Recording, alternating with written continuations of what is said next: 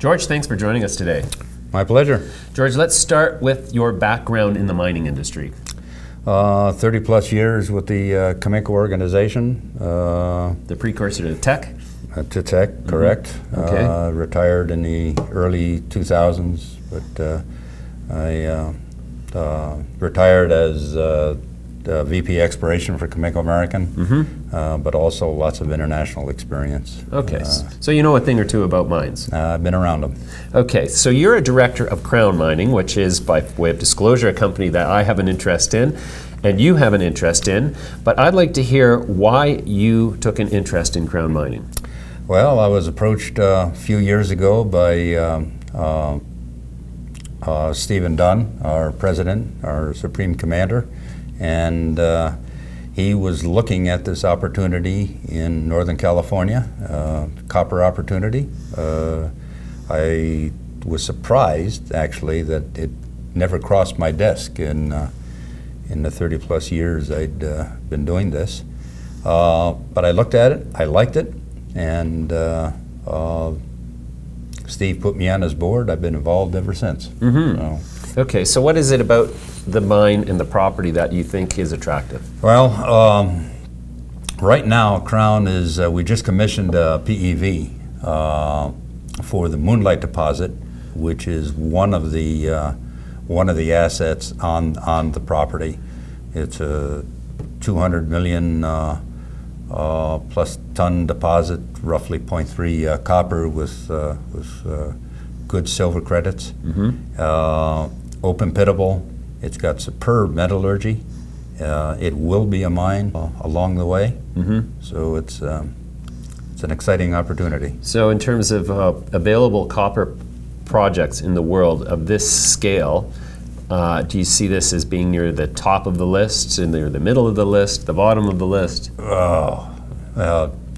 I'd certainly put it in the upper quartile. Yeah. It's most copper projects of this size have their issues, but I think ours are readily overcome.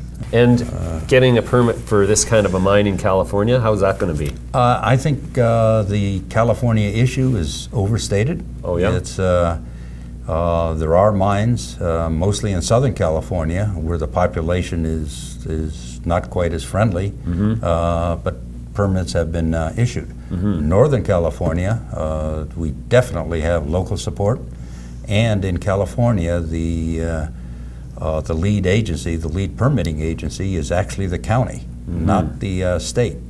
Issues in other parts of the state, the county the counties normally don't have the resources or the personnel to handle the permitting.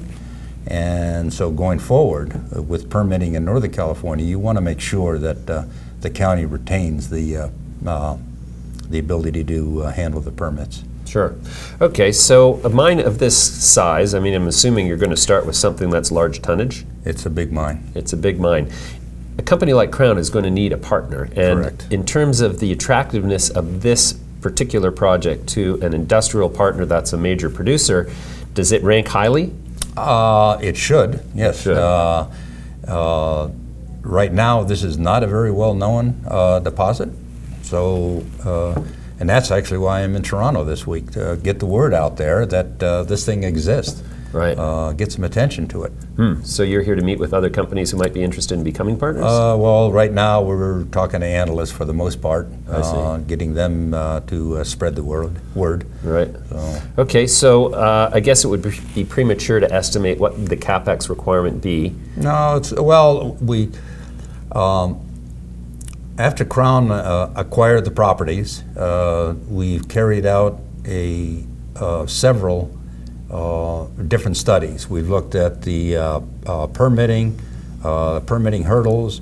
We've done a in-house conceptual economic study. We've done a new block model, and we've done initial metallurgical studies. The economic study suggests that something between 40 and 80,000 ton a day is going to work. The PEV will actually nail this down, and the NPVs and IRRs increase, obviously, with the increased size. But even at 40,000 ton per day, we can see a positive positive return here. And so what kind at of $3 copper? At $3 copper. So yes. what kind of capex would it be to build that mine? In the 40 to 60,000 ton a day range, we're looking at 600 million. Okay, so copper's going to have to stay above $3, probably yes. $3.50 for a period of time before any major is going to make that investment? Probably for a major. Yeah. A intermediate producer might be interested earlier. Sure.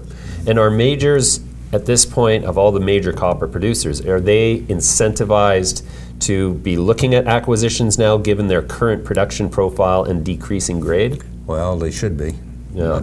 Even at this stage, BHPs, the techs, they should be looking at this thing. Okay, great. So you think it's going to be a mine?